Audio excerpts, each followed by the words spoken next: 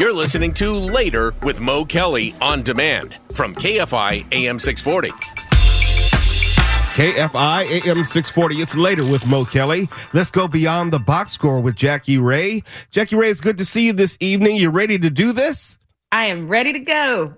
This segment, Going Beyond the Box Score, where sports and society meet, I think is perfect for this next discussion. We know that former President Trump sat down with Joe Rogan, who's sports adjacent with the UFC. We know that Vice President Harris and presidential candidate sat down with Shannon Sharpe, NFL Hall of Famer, Pro Football Hall of Famer, and also podcast host, one of the fastest rising podcast hosts in history. What does it say to you when there really no more boundaries anymore? It's just media. So as a person who is trained in journalism, as you are, sometimes it's unnerving to sit back and look at the direction things are going, because Shannon Sharpe, you and I have talked about this. He's not a great interviewer. He is Uncle Shay Shay, and it's great to sit down with him and have a conversation. But, you know, especially when you're talking about politicians, you want to be able to know enough about their policies, know enough about their background, that when they say anything that's kind of outside or maybe adjacent to what you know about them, you have a very good follow-up question where you can ask that hard-hitting question, and you can potentially get people either new information, or you can reiterate something that they should know, but maybe they don't know. When you're talking about Joe Rogan, obviously I have a preference between these two people, but when you're talking about Joe Rogan and Shannon Sharpe, neither one of them, in my opinion, do fantastic or outstanding interviews. They all lean in towards their bias, whatever that may be, good or bad, and neither one of them have done enough of their homework to ask the kind of questions they're going to be impactful on either changing people's mindsets or offering new information. I come at this a different way. I think it's a both and proposition. I don't mind when you have these podcast hosts who are not journalists, who are sitting down with very important people, having conversations which could be substantive or rather simple. I don't mind that, but I want it to be both and. I don't want it to be in lieu of serious conversations with serious journalists. If you are skipping over those conversations to have 3-hour conversations with Joe Rogan, and let me just say, if you need 3 hours to talk to anyone, you're not a good interviewer. At all. You need to be able to get to the point inside of 3 hours. You're just rambling and meandering and hoping you come up with something. But I don't mind it. I don't mind Shannon Sharpe. I don't mind Joe Rogan, but not instead of 60 Minutes. Not instead of a presidential debate. You know what I mean? And now politics is now a form of entertainment. That's what bothers me. We are looking to be entertained. I'm reading people's like, well, I want to be able to see so-and-so talk to so-and-so. No, that's not what it's about.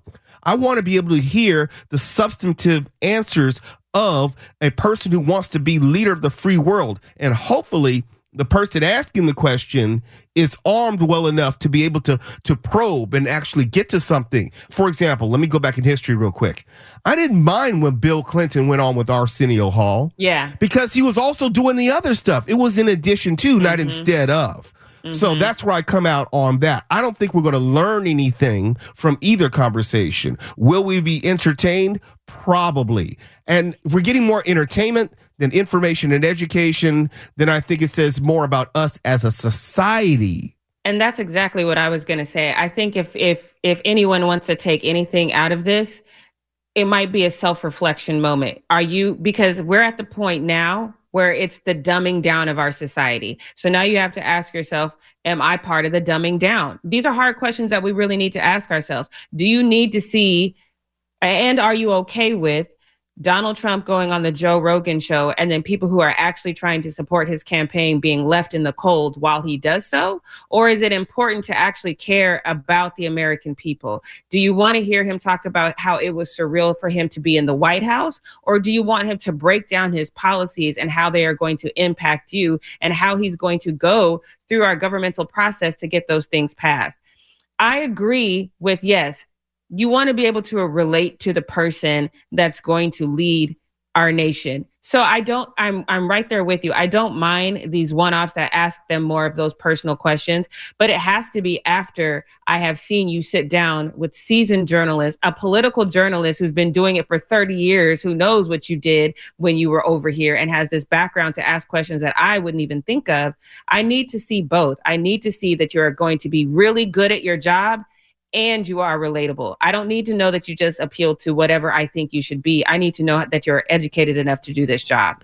We completely agree in that respect. And it saddens me because I hold America, the country, the ideals to a much higher standard. When we talk about American exceptionalism, it is more an idea than a reality now. When you talk about American exceptionalism and you want just bare bones, basic, the lowest possible common denominator, then American exceptionalism doesn't really exist as it originally was envisioned. I don't have anything against Joe Rogan, but he doesn't have the background or the foundation to talk about this particular moment within the context of history.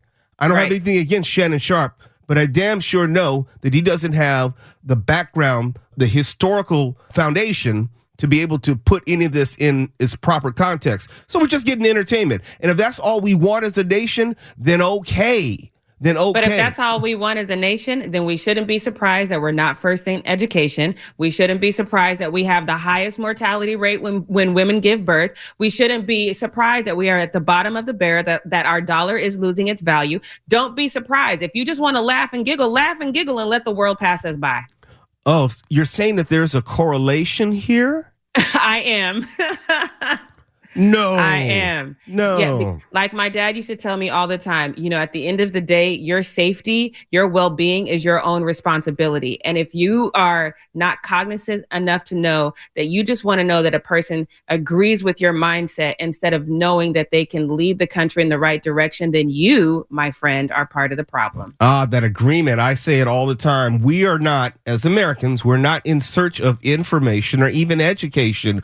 We're in search of affirmation. We want confirmation bias. We want our politicians to reflect our worldview, not necessarily push forward our world. Where that leads us as a nation, I don't know. We have 8 days until the election, and then the election won't be decided in 8 days. So who knows what this conversation will look like a month from now. But I do know that neither Joe Rogan nor Shannon Sharpe, their respective conversations added to that equation. It's later with Mo Kelly. We're going to continue to go beyond the box score with Jackie Ray on the other side of this break. And when we do, we're going to talk about this recent podcast by Angel Reese when she sat down with Shaquille O'Neal. And despite Shaquille O'Neal's best intentions, he embodied all of the sexism, all the misogyny, all the disparate treatment of WNBA players that we had long talked about. You don't know what I mean? Well, we'll tell you about it next. You're listening to Later with Mo Kelly on demand from KFI AM 640. KFI AM 640. It's Later with Mo Kelly and Jackie Ray as we continue to go beyond the box score. Jackie Ray, check this out. Back on October 24th, the episode of Angel Reese's podcast, Unapologetically Angel. She sat down with Basketball Hall of Famer Shaquille O'Neal. And everyone knows who Shaquille O'Neal is. He needs no introduction. And Angel Reese has long admired Shaquille O'Neal. Shaquille O'Neal is about maybe 53. Angel Reese is 22. So there's maybe a father-daughter dynamic to this. Right. And Shaq is a father of daughters. I think all of them are older than Angel Reese. So the context is key. They had a conversation which I thought was going to lead somewhere pretty positive, meaningful, informative, talking about how you could expand the WNBA so it is more attractive in a sports sense to fans, to increase viewership. And Shaq put up the idea that if you lowered the rims, it could impact viewership positively. More people would want to see women dunking. He made the comparison between the NBA. You have certain skills, good shooters, ball handlers, and we have dunkers, but not in the WNBA. Paraphrasing, but that's basically the argument. But then he went on and said, quote, imagine you in the same little shorts you had on at the Wild 'N Out show dunking. You know how many T-shirts you're going to sell? And this is why we choose the bear. Explain that reference point. Well, I can explain it. There was a thought experiment posted on social media, and women were asked if you were stranded in a forest or something, you were lost, and there was the danger of a bear or a man out there. Which would you choose? And I'm messing it up, but that's basically what it was. Yes. And women overwhelmingly chose the bear as the threat that they would rather deal with. Right, because unless the bear is hungry, if you just play your cards right, he might leave you alone. But there's no chance that you can get through there unscathed. But I really thought, and I'm really glad you laid that out the way that you did with the age difference. And there's just probably this father-daughter, situation, because there's certain things a couple things that went wrong with that comment specifically. And because I saw several clips, people clipped that so fast, that was running so fast around social media. But Shaq has been adamant about lowering the rim for over a decade. He has been unwavering in that thought process of lowering the rim. I understand why the women don't want to do it. I also understand why Shaq would really lean into that. Dunking was his bread and butter. If you don't remember, he was breaking rims back in the day. That was our fanfare around Shaq. So I understand why dunking would be a big deal to him.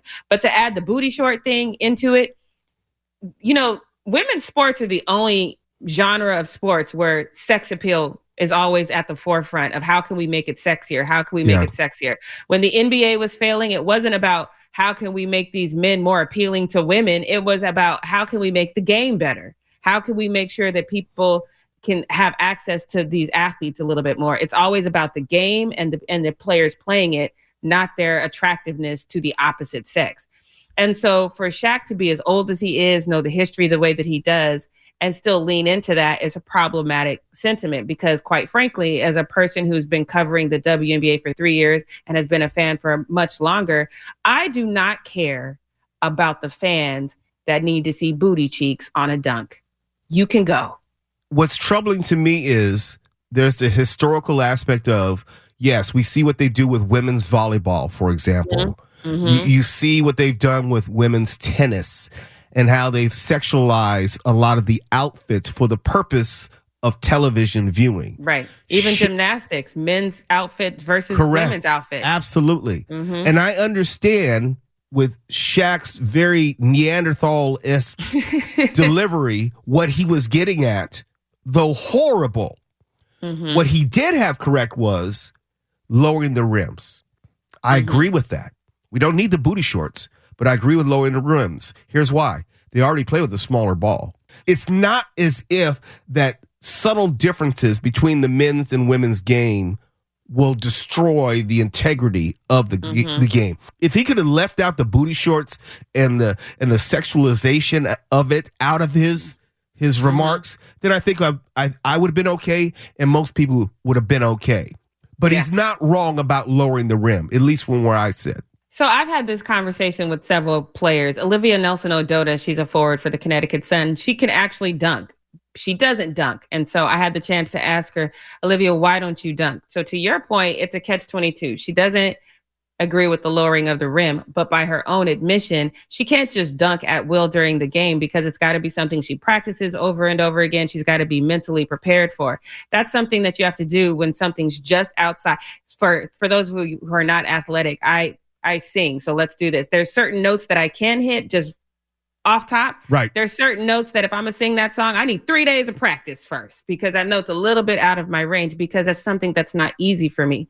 So obviously you do practice that because that's entertaining. So again, this is an athletic sport. Sport is entertainment. I would be fine with them lowering the rim a touch. I wouldn't be, because again, we have several women. Brittany Griner is 6'9". She rarely dunks. But let me jump in there. It's not about dunk. It's about the virality of dunking on fools. Yes. Yeah. Yeah. Because a few times we have seen Brittany dunk. It was like, oh, okay. Yeah. You had to go back and kind of look at the replay and be like, oh yeah, I guess she did dunk. But if she lowered the hammer on fools, someone who tried to block it, that's what Shaq is trying to get at. I get that. That's all I'm saying. But I get that too. It's never going to fly. And I understand there's a level of ego a little bit, I would say, as a whole, because you don't want to say we need to do this to appeal to that. You don't want to say that. And so I understand why but again, I've always said that. Well, if you don't want to lower the rim because you're like, no, that's the height that the men is, then explain the ball to me. It's always going to be that back and forth. I've learned to not really engage in this fight with WNBA players because it's a unanimous thing. It's unanimous. The players do not want this to happen. All I can say is I like it as it is, but I understand the pull for it to go in that direction. And there were similar discussions about the NBA as far as adding the three-point shot, tweaking the game so it's more attractive to viewers. This is an ongoing discussion, and the WNBA is going through the exact same growing pains as the NBA when they added the three-point shot back in 1978, 1979. Yeah, but with the addition of Steph Curry, they've even thought about adding an additional line, a 4-point shot. So the game does have to evolve, and it has to evolve in a way that it's more engaging, not only for the viewers, but for the players as well. Because you and I both know the egos and the intensity after seeing somebody, the whole team elevates when somebody gets posterized on a dunk. It really does change. It helps the energy of the team. It helps the energy for the fans. I am not opposed to it, but I have learned asking that question will get you death stares. Hey, Jackie Ray, I got to run. Are we going to see you Wednesday night at the Lady with Mo Kelly pre-Halloween soiree? You will. I'll be at the Monster Bash. All right. Talk to you soon. This is Lady with Mo Kelly, KFI AM 640, live everywhere in the iHeartRadio app. You're listening to Later with Mo Kelly on demand from KFI AM 640. Mo Kelly live everywhere on the iHeartRadio app. And when we started the show off tonight, we were kind of previewing when we would talk about what I called Venice at the time, but I meant Venom, The Last Dance, the third in the trilogy of the Venom movies, how it debuted this past weekend, and how it was going to make money regardless of how crappy the actual film is.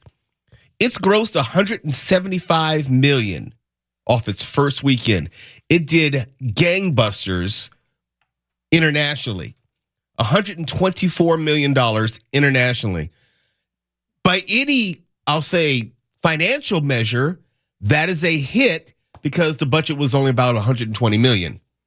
But the movie, which I have not seen, is absolute trash from what I'm told. So it's going to make money even though it's absolute trash. It came in at number one with $175 million total worldwide gross, but 51, which is what Mark Ronner indicated earlier, which was under the 65 million or so that it was forecast to bring in domestically this weekend. So it's number one, Venom, The Last Dance. I have no desire to see it. I won't be seeing it, even when it's free or available on Blu-ray. Oh, look at that. The Last Dance. Limited edition 4K Steelbook Blu-ray is already up for pre-order. Yeah, you want that in your library, don't you? Yeah, but see, the thing is, I don't buy any physical media anymore. Not CDs, not DVDs, not DVD ROMs, not vinyl. I don't do analog cassettes. I don't do physical media. I still do, but only for special things that, like say the Criterion Collection or Kino Lorber that have like a good commentary, something that has rewatch value and extras and documentaries and stuff like that. I think mine is more a product of age. I want to have fewer physical attachments as I get older. Oh, yeah. You don't want the bill I pay to store my library up in Seattle every month. The critics' Rotten Tomato score for Venom: The Last Dance is 38%. The audience score is 80%. Clearly, there is an audience for this garbage. Now, we can say that there's certain food which is not healthy for you. We can talk about Flamin' Hot Cheetos, and we can say it is not real food. We can say it's not healthy or good for you, have all these preservatives and chemicals in it, which are probably going to kill you. But there is an audience for Flaming Hot Cheetos. Yeah, I eat Doritos sometimes. I eat broccoli sometimes, but I don't want a steady diet of Doritos, okay? Well, if you only come out with one, every 3 years or so, then yeah. With one what? A Venom movie. Oh, okay. That's what I mean. One stinker. Yeah. So if you can whet their appetite every now and then yeah, it would make sense. I get the business decision behind it. When you look at the box office for some of the films that have come out in the past few weeks, very few of those have hit 100 million out the gate. We've had some 38, some 48, some 58. I think there was even 175, but 100 out the gate. That's a lot for this film. And it's amazing to me because I don't think any of us, Foosh included, can find one person that has seen it and said it was good, which is what I told Mark on Friday. Sony is spending a lot of money to send interns and employees and family and friends to go and see this film. Okay. I do not believe that this film is making this kind of money on its own. You're a truther. Okay, here's why I'm not going to dismiss what Tawala is saying out of hand. When you see a wildly inconsistent box office between domestic and international, when it should do better domestically, it raises my eyebrows. You can go back to Avatar: Way of Water. That movie did far more money internationally than domestically. And to this day, I can only tell you about maybe 3 or 4 people in my whole world, friend circle, professional circle, who saw that movie. Oh, I wouldn't see that if you paid me. But the thing is, that movie, for the amount of box office it was doing, would need people to see it 2 and 3 times. And I didn't find anyone who saw it more than once in the theaters. Mm-hmm. So when I see I listen to what Tawala is saying, and he's saying, look, these box office numbers seem a little hanky because you have 124 million internationally and only 51 million domestically for a Sony domestic property. It's fair to say, wow, that's strange. That's odd. That's weird for a movie which should have no real. It didn't have any heat behind it. It wasn't like people were lining up, expecting it, waiting for the movie. And, those international numbers just seem a little bit odd. I suppose. But look at some of the things that are successful that you would really rather open a vein than go see. You can't underestimate how bad everybody's taste is. And, we have to include ourselves in that once in a while. But like I said, not always. You got to mix up the diet. Number 2 was Smile 2. With 9.5 million. Number 3 was The Wild Robot, still hanging in there. Number 4 was Conclave with 6 million opening week. Number 5 was We Live in Time. That's the A24 movie. Number 6 was Terrifier 3, still hanging around for Halloween. Number 7 was Beetlejuice. That is still doing gangbusters money. It is now at 441 million worldwide. It won't get to $500 million, but it's still it's done far better than I think anyone expected. We're going to get a Beetlejuice, aren't we? We have to, because you have to at least build off that success. You have to go to the well one more time. Even if it flops, you have a built-in audience that is asking for another movie. I'd watch it. I liked the second one. Okay, I was about to ask you, did any of us see it? I didn't see it. I didn't see it. So you liked it, Mark? I thought it was great fun. And there's a really inspired musical bit in it that I don't want to ruin for you, but it involves one of the craziest songs of the 60s, and I just had a great time. All right. Well, as we go to break, just got to let you know the Dodgers have just, they didn't shut out the Yankees. They gave up a late 2-run home run, but they closed out Game 3 to win 4-2. So the Dodgers are now 1 win away from clinching the 2024 World Series. And no, I don't want them to do it in LA. Just go ahead and do it in New York and get it over with. Don't play around with it. Just take care of business. So they can possibly take care of business and the Yankees tomorrow night in New York. It's later with Mo Kelly. We got your horoscope when we come back. KFI AM 640. We're live everywhere on the iHeartRadio app.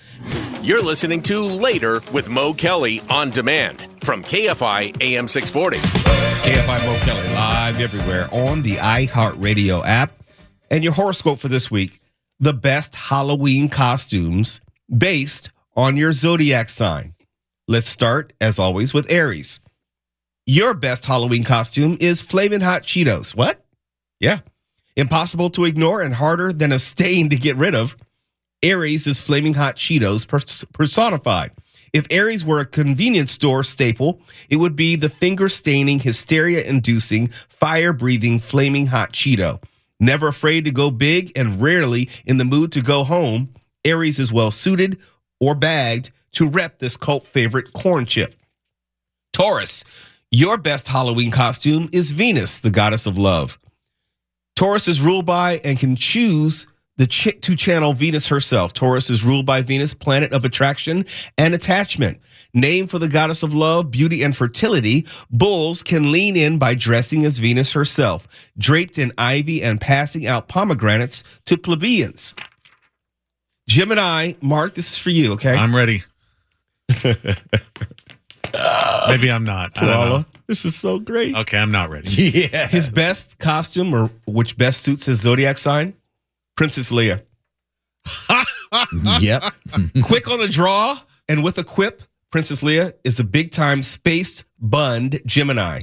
The internet rarely agrees on anything, but geeks concur that quick-witted, fast-acting, one-line leveling, street-fighting Princess Leia of the Star Wars universe is a Gemini. Well, who doesn't love Princess Leia? Come on. Twins will appreciate that the hallmark hairstyle of this costume provides a space bun for each of their personalities. Cancer, and that would be Stefan, right? Yeah. Your moon. Cancers can honor their lunar ruler by dressing as it. As established, the moon with its tidal pulls, menstrual blood, and many moods, I'm just reading this, is the luminary that rules the cardinal waters of Cancer. The inflatable unisex get-up pairs well with as a complement to the aforementioned werewolf or any other crush/object of affection/obsession a Cancer might revolve around. It's complicated, but I'm quite sure you'll figure it out. Leo, your best Halloween costume will be Macho Man Randy Savage. Oh, yeah, boy. Showman and fringe enthusiast Randy Savage billed himself as too hot to handle, too cold to hold. Leo rules the fifth house of play, and lions are theatrical by nature. There is perhaps no better nor apropos way to channel that energy than in homage to fringe-loving, leopard print-rocking 80s king of the wrestling ring. Ladies and gentlemen, Randy Macho Man Savage. Do it again. Just do it one more time. No, it hurts my voice. I'm struggling with a cold, and I have to, no. I know you sound like you're on the toilet when you do it. That's why I wanted to hear it. See, you're not going to get a rim shot with that. No toilet humor. I don't need your rim shot charity. I'm just making a legit request. Please proceed. Virgo, maybe when I feel better. Your costume, which is best suited for your zodiac sign, is tequila. Top shelf only for the discerning Virgo. Little known fact about Virgos. Their reputation as studious sticks in the mud is a bit misguided, as these people know how to party and where to draw the line between letting loose and blacking out. Here's a little known fact about tequila. It's actually a probiotic, making it the perfect elixir for the efficient, healthy hedonist that lives in each and every Virgo. Libra. Your best Halloween costume suited for your zodiac sign would be Barbie. Libra folk tend towards the pretty and the popular, making Barbie very on brand.